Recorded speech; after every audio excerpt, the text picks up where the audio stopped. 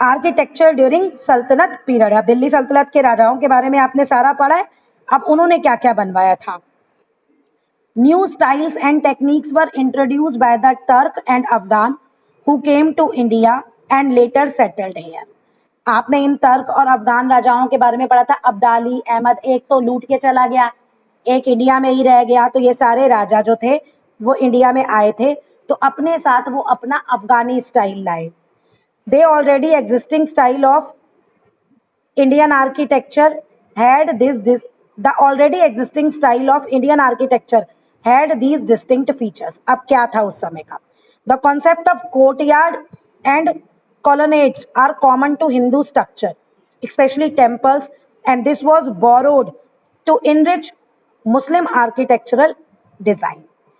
अब हम जब बनाते हैं, हिंदू लोग जब बनाते थे तो आगे बहुत ज्यादा खुली जगह छोड़ देते थे, बीच में बहुत ज्यादा खुली जगह है जिसे हम कहते हैं court yard.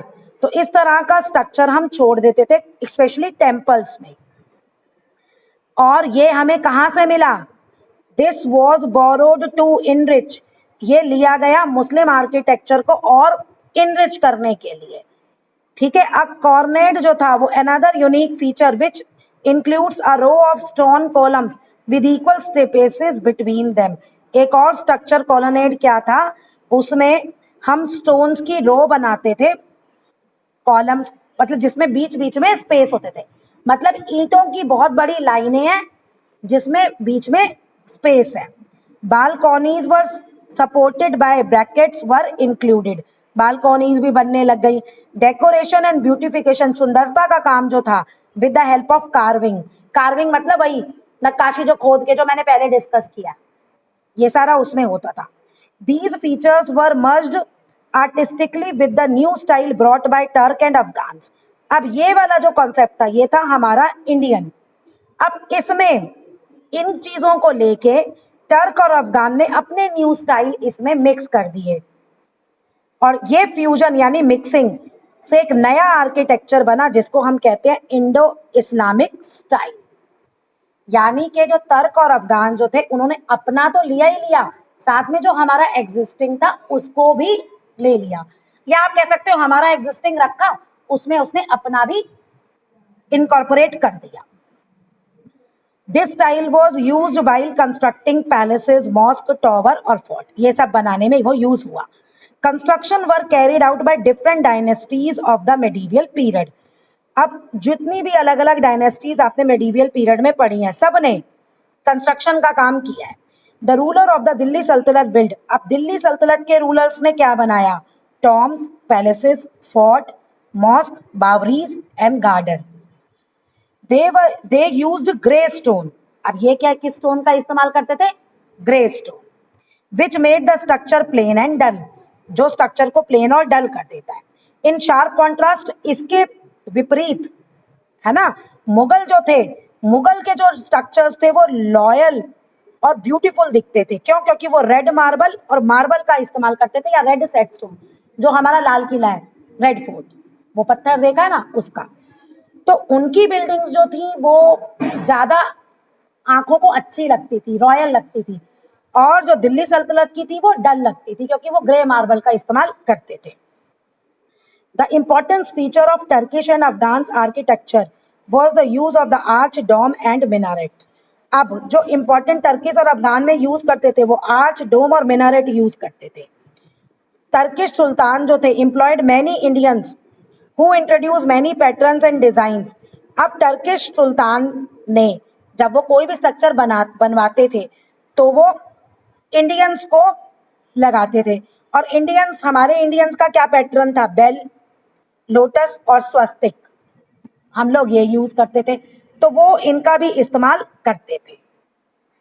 To decorate the building, building को डेकोरेट करने में ज्योमेट्रिकल डिजाइन्स, फ्लावर और अरेबिक कैलीग्राफी, कैलीग्राफी यानी जो अरेबिक लैंग्वेज लिखा जाता है, कैलीग्राफी वो यूज होती थी। This Arabic calligraphy has verses from the holy Quran, कहां से ली गई? कुरान से। The city of the Siri was built by Alauddin Khalji, city of Siri Alauddin Khalji ने बनवाई थी। मोहम्मद बिन तुगलक बिल्ड जहां पनाह इन दिल्ली, जहां पनाह का These showcases remarkable planning and architecture. तो ये जो आपकी बिल्डिंग्स है ये बहुत ज्यादा रिमार्केबल प्लानिंग और आर्किटेक्चर का एग्जाम्पल है. Indians, especially Rajput or Hindu rulers, were so impressed and influenced with the building of Sultan that they adopted the arch and many other features. अब इंडिया की दूसरी कंट्री में जहां राजपूत और हिंदू राजा थे, उनको भी ये इतना अच्छा लगा स्टाइल सुल्तान के, दिल्ली सल्तनत के उस पीरियड में जो वो बिल्डिंग्स बनी, कि उन्होंने भी उनके फीचर्स अपनी बिल्डिंग में इनकॉर्पोरेट किए. तो इस तरह से इंडियन आर्किटेक्चर जो है वो became rich and diverse. The main feature used in the construction of building of the period was dome. Dome, ये देखो गोल गुंबज दिख रहा है, ये गोल गुंबज is called dome, जो ऊपर आपको हाफ हेमिस्फीयर दिख रहा है बिल्डिंग में, इसको कहते हैं डोम. In the beginning only half dome were constructed. शुरू में तो आधे डोम होते थे, लेकिन जैसे जैसे टाइम बीतता गया full dome began to be made. पूरे फुल बनने लगे. Arch was another feature made introduced.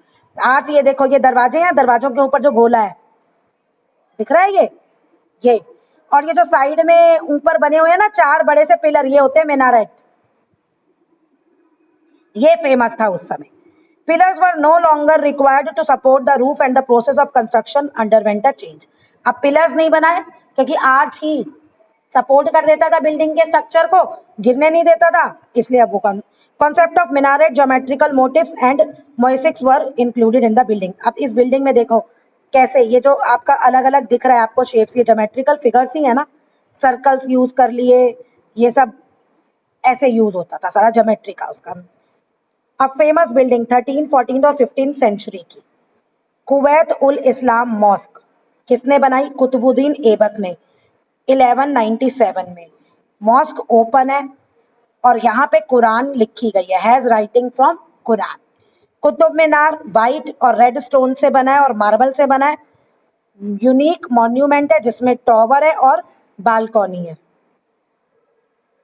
Alauddin Alai Darwaza in the Qutub complex maintains arch and large dome failed to compete Ali Minar. The massive fort of Tughlakabad वो भी फेमस है. Tomb of Ghiyasuddin Tughlaq was constructed on a height platform with a marble dome. तो ये आपके अलग अलग example हैं किसने बनवाए और इनका क्या फेमस है. अब ये आप खुद रीड कर लेना. इसमें अब देखो ये हवेलीज भी है और मुरल पेंटिंग्स भी है. हवेली होती है बड़ी बड़ी घर, हवेली वाले पैराग्राफ पे देखो, आर मैग्निफिसेंट मैंशंस, बड़े बड़े घर हैं और कलरफुल पेंटिंग्स होती थी दीवार पे. इंडिया में अभी भी अगर आप राजस्थान या दूसरी साइड चले जाओ तो आपको ये मिलती है अभी भी बड़ी बड़ी हवेली. अब है मुरल paintings were done on the outer and inner walls of the हवेली. हवेली में ये मुरल पेंटिंग्स होती थी, गोल्ड और सिल्वर लीव्स बनाई जाती थी इसमें. ये सारा डेकोरेशन का है कि कैसे डेकोरेट किया जाता था.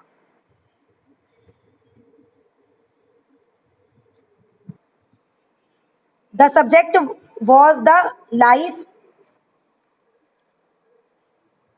Many beautifully designed carved painting havelis are there in Shekhawati. Shekhawati में है. Havelis of Jaisalmer are famous, पूरे वर्ल्ड में ये फेमस हैं. They have dense interlocking structure. Architecturally they are designed where they keep out heat and dust. इनको आर्किटेक्चरली हवेली को ऐसे डिजाइन किया गया है कि हवेली के अंदर डस्ट और गर्मी, सन की हीट नहीं आती. बावरीज, wealthy ruler of Haryana and Gujarat built a number of बावरीज during the medieval times. medieval times में बनाई. स्टेप वेल्स होते थे जिससे हम अंडरग्राउंड वाटर निकालते थे. They were built as many places. Southern और ईस्टर्न हरियाणा में बहुत सारे हैं. Fine structure at the Bawri depict how people of this land use such intelligent and durable techniques for obtaining water. बावलीज ये शो करती हैं कि कैसे उस समय के लोग इंटेलिजेंट और स्मार्ट तरीके यूज करके पानी को प्राप्त करते थे, मतलब अंडरग्राउंड वाटर वो ले लेते थे. बावलीज यूनिक और ब्यूटीफुल आर्किटेक्चरल डिजाइन है with impressive appearance and sheer massiveness. एक बावरी का एग्जाम्पल आपकी पीके मूवी में भी है, उग्रसेन की बावरी जो दिल्ली में सीपी के पास है, 5 मिनट का रास्ता है. वो बेस्ट एग्जाम्पल है।